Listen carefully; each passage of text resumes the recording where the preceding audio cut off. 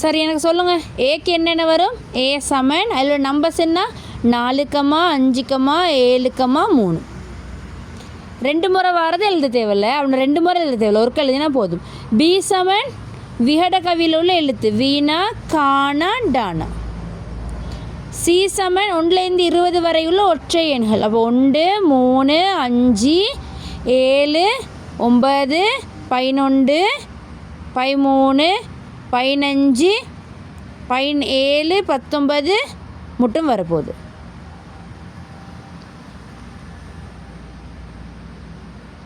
சரி, எனக்கு ஒன்றாவது இப்போ நீங்கள் ஒற்றை எண்கள்ன்ட்டு சொன்னால் என்ன? இதுகள் தெரிஞ்சுக்கணுமே அது செய்கிறதுக்கு முன்னுக்கு. ஒற்றை எண்கள்ன்ட்டு சொன்னால் 1, 3, 5, 7, 9 இது கடைசி நம்பராக வாராக்கள் தான் ஒற்றை எண்கள். போட்டுக்கோங்க, ஒற்றை எண்கள்ன்ட்டு சொல்லி போட்டுட்டு இறுதி எண்ணாக ஒற்றை எண்கள்ன்ட்டு தலைப்பு போட்டுட்டு இறுதி எண்ணாக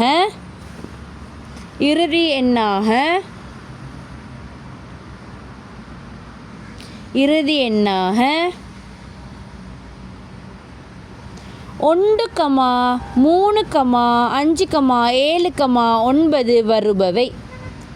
இறுதி எண்ணாக 1, 3, 5, 7, 9 வருபவை.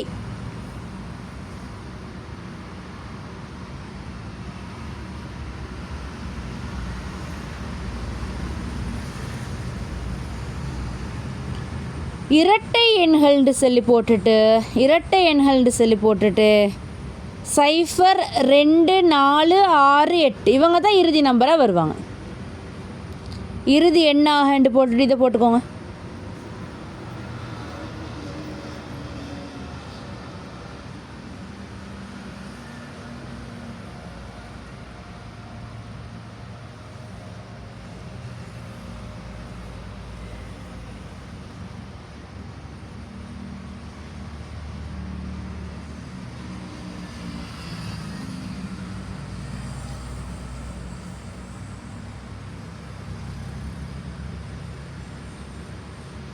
அடுத்தது சதுர எண் நிறைவர்க்க என்னென்று சொல்லி போட்டுட்டு சதுர எண் நிறைவர்க்க என்னென்று சொல்லி போட்டுட்டு யார் 1 தர 1 1, 2 தர 2 2, 4, 3 தர 3 9 இவங்க தான் நிறைவர்க்க எண். ஒரு நம்பரை அதே நம்பரால் பெருக்கி வர ஆக்கள்.